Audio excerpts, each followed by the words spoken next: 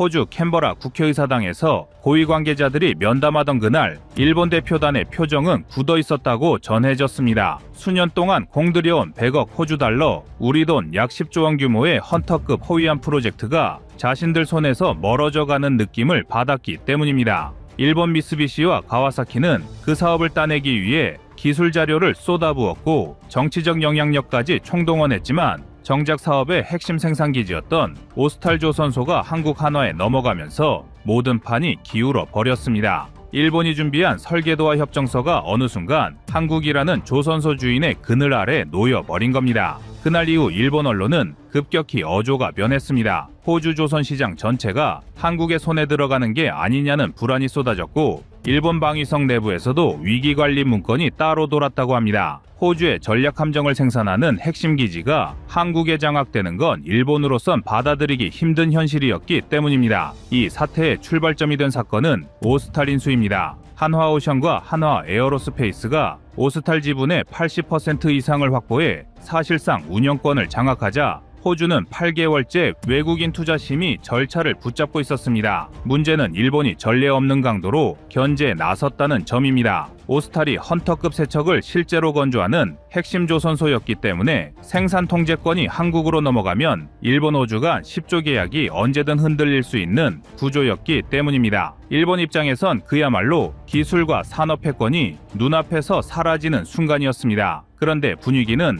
예상과 전혀 다르게 흘렀습니다. 호주 정부가 결정을 미루고 있을 때 미국이 먼저 움직였습니다. 미국 외국투자심의위원회가 오스탈 인수를 가장 먼저 승인해버린 것입니다. 그 이유는 명확했습니다. 한화의 기술력이 오커스 체계와 이미 통합되어 있고 미국 해군이 한화오션필리 조선소에서 수리한 함정만 20척이 넘는다는 점이 결정적이었습니다. 해외 언론은 여기서 미국의 속내를 읽었습니다. 오커스 연합함대 유지보수망을 구축하는 과정에서 한국 조선 기술이 가장 높은 신뢰도를 보여줬다는 분석이었습니다. 일본과 호주가 서로 눈치를 보는 사이 미국은 한국 기술이야말로 미국 호주 연합전력의 밑바탕이 된다고 판단한 겁니다.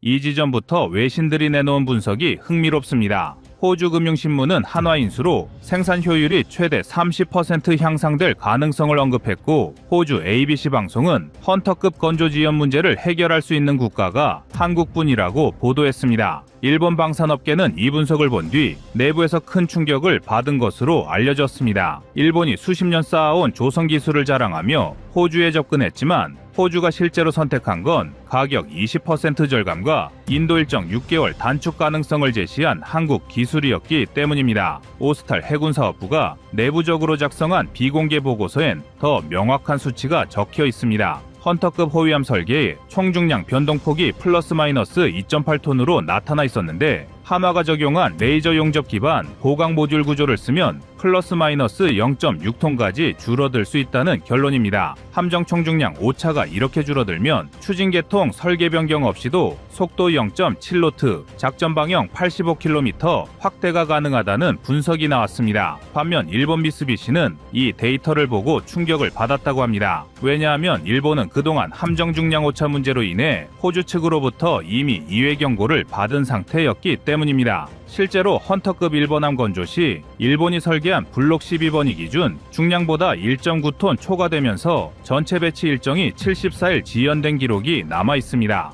호주 해군은 이를 두고 내부 중량 불균형으로 장기 운영 시 리스크가 존재한다라고 평가한 바 있습니다. 반면 한국은 KDDX 개발 과정에서 만톤급 함정을 플러스 마이너스 0.5톤 수준으로 관리한 이력이 있었기 때문에 호주 기술자들 사이에서 신뢰도 자체가 달랐습니다. 한화가 오스탈 내부 네트워크에 적용한 생산관리 시스템도 일본은 따라가기 어려웠습니다. 오스탈 서버에 설치된 라인타임 4800 모듈은 시간당 4800개의 센서 데이터를 실시간으로 통합하는데 한화가 여기에 추가로 가져온 블록 변형 추적 알고리즘이 생산성과 직결되었습니다. 블록이 하루에 평균 0.07도씩 뒤틀리는 현상을 자동 보정하는 기능인데 이 기술을 적용한 뒤 오스탈 조립 공정의 제정렬 공수가 41% 줄었습니다. 일본 조선소는 이 보정 알고리즘이 없어 현장에서 인력 12명이 3시간 동안 수동 재정렬 작업을 해야 했습니다. 오커스 체계에서도 한국 기술이 우위를 보였습니다. 호주 기술자들이 가장 민감하게 본 데이터는 오커스용 공용 전술 데이터 링크 호환성 테스트였습니다. 일본은 HJTN 네트워크에서 패킷 손실률이 0.42%였는데 한국은 OS, RV3 통신 모듈 기반으로 패킷 손실률 0.08%까지 떨어졌습니다. 호주 정보국 ASD는 이를 보고 한국 장비가 오커스 네트워크 통합에 더 적합하다고 결론 내렸습니다. 일본 장비는 1초당 1.2메가비트의 데이터 교환 한계가 있었지만 한국 모듈은 1초당 3.6메가비트까지 처리해 무장 센서 연동 속도가 3배 가까이 빨랐습니다. 여기에 기술 격차를 결정적으로 드러낸 장면이 하나 더 있었습니다. 오스탈 건조 도크에서 진행된 하부 구조 초도 조립 테스트였습니다. 일본이 설계한 헌터급의 선저 프레임 간격은 1.05m 고정이었지만 공차 때문에 실제 값이 1.03에서 1.08m로 들쑥날쑥했습니다.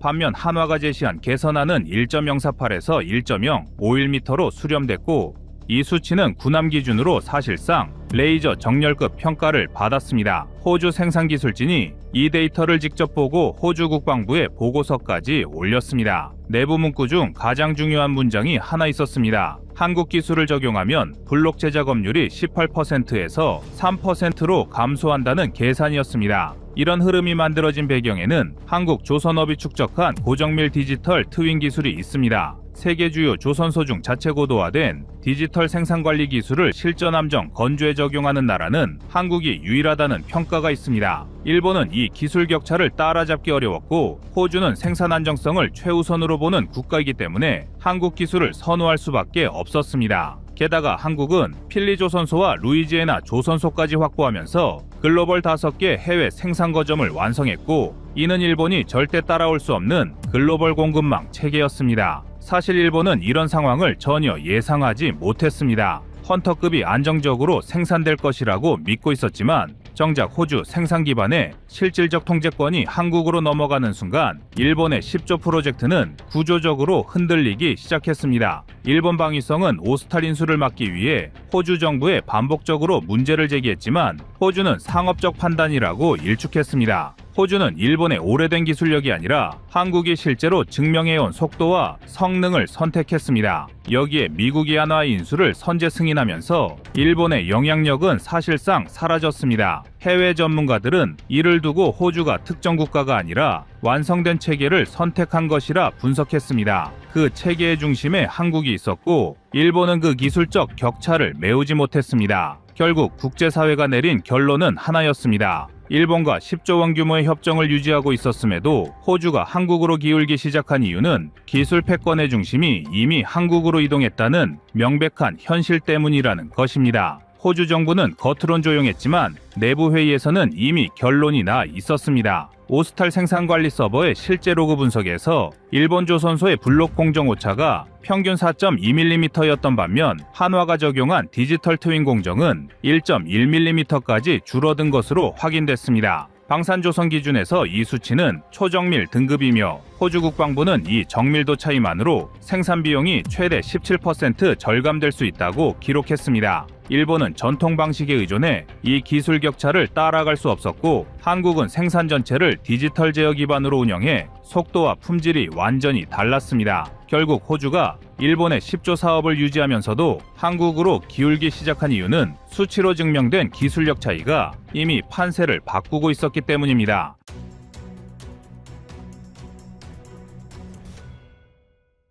다음은 25년 4월 6일 일본 불량 자주포 영상입니다.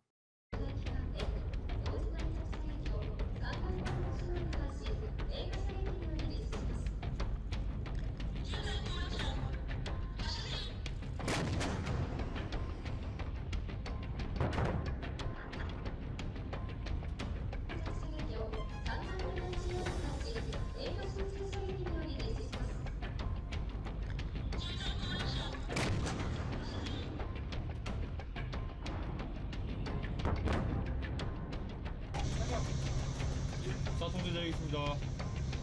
삼각자, 사격 준비. 자.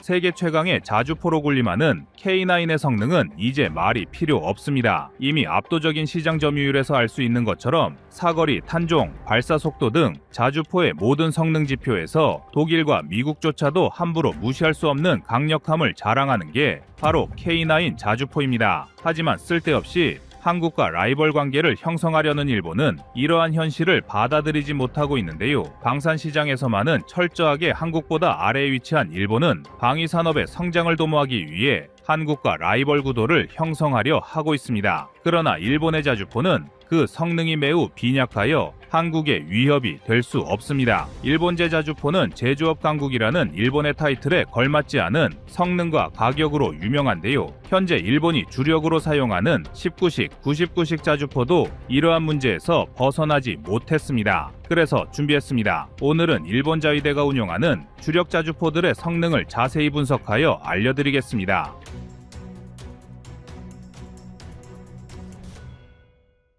현재 일본이 주력으로 운용하는 자주포는 차체에 따라 크게 궤도형 차체를 사용하는 99식 자주포와 차륜형 차체를 사용하는 19식 자주포 두 가지 기종을 보유하고 있습니다. 일본은 펜저 하우비츠 2000을 뛰어넘는 궤도형 자주포를 만들겠다는 포부를 드러내며 1990년대 말부터 99식 자주포를 전력화하기 시작했으며 19식 자주포는 일본의 지형적 특성을 고려하여 수송기를 활용한 신속 전개를 목적으로 2013년부터 2018년까지 개발을 진행한 자주포인데요. 공교롭게도 한국은 1990년대 말부터 K9 자주포를 전력화하기 시작했으며 2018년부터는 K9A1이 실전 배치되기 시작했습니다. 즉, 한국과 일본은 항상 같은 시기에 자국의 포병 전력을 강화하기 위한 신형 자주포를 전력화했다는 뜻이며 양측의 자주포는 필연적으로 비교되지 않을 수 없습니다. 게다가 한국과 일본은 국제방산 시장에서 앞으로는 더욱 거센 경쟁을 펼쳐야 합니다. 한국은 아시아권 국가임에도 불구하고 K9 자주포를 비롯하여 K2 전차, 천무 등 다량의 무기를 통해 미국, 유럽이 독점하고 있던 방산 시장을 흔들고 있습니다. 그리고 일본은 이러한 한국의 행보에 자극받아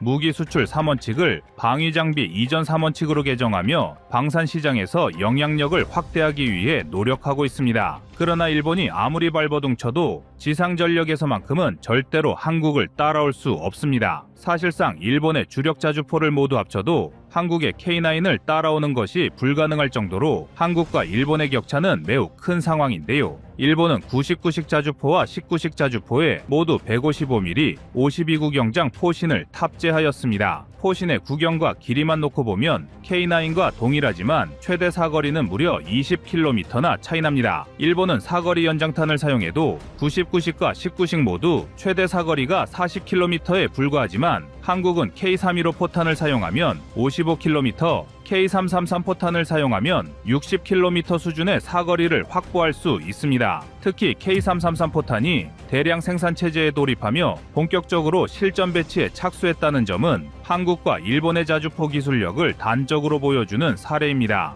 한국이 일본과 동일한 구경장의 포신을 사용하고도 더 우수한 자주포 사거리를 보유하고 있다는 것은 장약과 포탄 제조 기술이 뛰어나고 고온, 고압의 장약을 버텨낼 수 있는 포신의 내구성이 우수하다는 방증인데요. 자주포의 사거리가 더 길다는 건 전략적 관점에서 포병 부대의 천적이라 할 수 있는 대포병 레이더의 추적, 감시를 벗어날 수 있는 중요한 요소입니다. 전 세계적으로 가장 유명한 대포병 레이더인 아서K를 비롯하여 대부분의 대포병 레이더는 최대 탐지거리가 약 60km 수준입니다. 이는 다시 말해 최대 사거리가 40km 수준에 불과한 일본제 자주포는 어느 위치에서 포탄 사격을 실시하더라도 적의 레이더에 발각될 위험이 매우 높다는 것을 의미하며 반대로 최대 사거리가 대포병 레이더의 최대 감시 범위와 거의 일치하는 한국의 K9은 상대적으로 대포병 레이더의 감시 위험을 최소화한 상태에서 화력 지원 임무를 수행할 수 있습니다. 또한 자주포가 사격 임무를 마친 후 다음 진지로 신속하게 변환하는 슈덴스쿠 작전에서도 일본의 99식과 19식은 K9의 상대가 되지 못합니다. 일본이 발표한 성능 재원에 따르면 99식과 19식 자주포는 방열부터 사격 후 진지 변환까지 60초 만에 가능합니다. 일본은 이를 엄청난 장점인 것처럼 홍보하고 있는데요. 그러나 한국의 K9 자주포는 동일한 임무를 수행하는 데 있어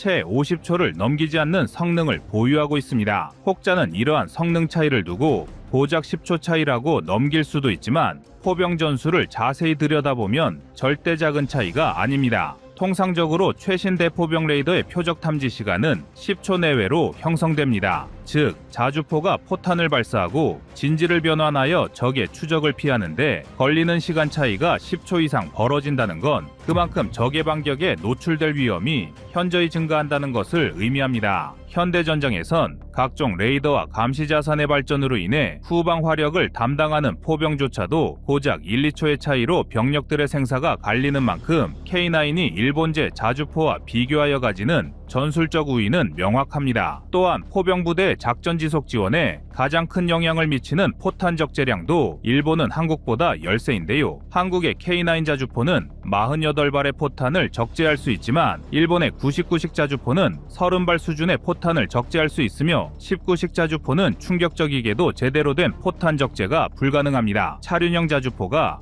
궤도형 자주포에 비해 포탄 적재량이 적은 경우가 많긴 하지만 19식 자주포는 지나치게 경량화에 초점을 맞춘 나머지 제대로 된 포탄 적재 공간을 확보하지 못했습니다. 그리고 이러한 포탄 적재량의 차이는 포병부대의 임무 지속 능력에 많은 영향을 미칩니다. 설령 각 자주포가 동일한 발사 속도를 보유했다고 하더라도 한 번에 적재할 수 있는 포탄의 양이 적다는 것은 그만큼 포탄의 재보급에 많은 시간을 할애해야 한다는 것을 의미하며 이는 지속적인 화력 지원을 방해하는 치명적인 단점이 됩니다. 또한 포탄을 재보급하는 상황은 포병부대가 적의 공격에 가장 취약한 시점이기 때문에 포탄 적재량은 자주포의 임무 효율에 있어 간과해서는 안 되는 요소인데요. 그러나 일본제 자주포는 철저하게 일본의 방어 전략에 초점을 맞춘 자주포라는 걸 감안하더라도 포탄 적재량이 지나치게 빈약합니다. 게다가 일본제 자주포는 방호력 측면에서도 심각한 문제를 가지고 있습니다. 99식 자주포와 19식 자주포는 이해하기 어려울 정도로 빈약한 방호력을 가지고 있는데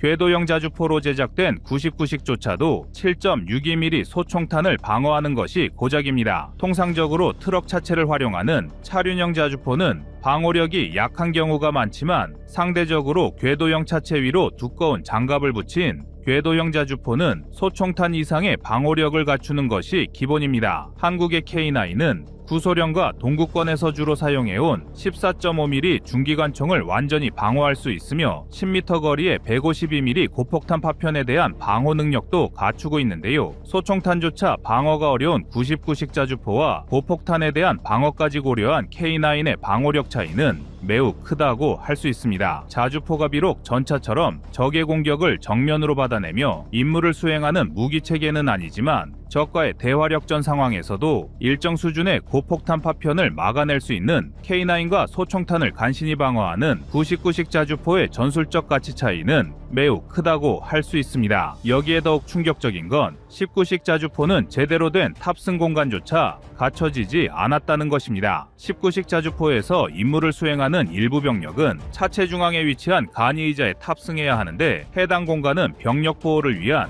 별도의 장갑판도 갖춰지지 않아 천으로 뒤덮인 수준에 불과합니다. 일본은 19식 자주포를 수송기에 적재할 수 있을 정도로 경량화에 집착한 나머지 정작 자주포의 기본을 지키지 못한 것인데요. 이처럼 허술한 방어력은 아주 작은 수류탄 파편만으로도 탑승한 자위대 병력에게 치명상을 입힐 위험이 높습니다. 마지막으로 99식 자주포와 19식 자주포는 부족한 성능에 걸맞지 않은 비싼 가격을 가지고 있다는 것이 결정적인 단점입니다. 비록 성능이 출중하지 않더라도 가격이 저렴하다면 향후 해당 자주포에 관심을 가지는 나라들이 생겼을 수도 있습니다. 무기체계라는 건 우수한 성능 못지않게 효율적인 예산 관리도 중요하기 때문에 가격 경쟁력을 간과할 수는 없는데요. 그러나 일본은 99식과 19식 자주포를 모두 터무니없는 가격으로 생산했습니다. 99식 자주포는 한 문당 가격이 90억 원에 육박하는 수준이며 19식 자주포는 1, 2차 물량의 평균 가격이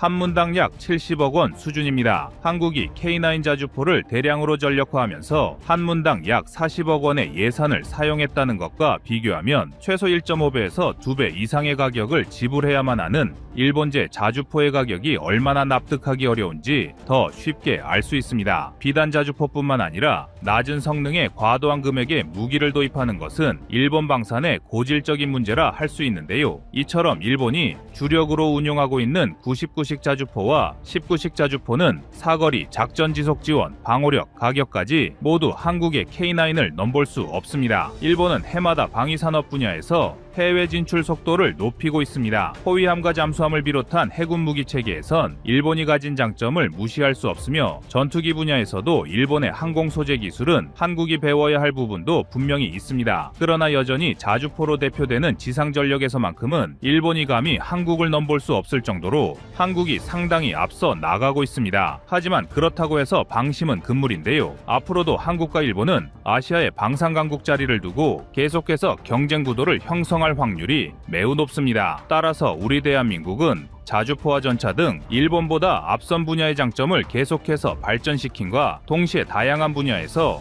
일본보다 방산 시장을 확대할 수 있는 장기적인 안목의 노력이 필요할 것입니다.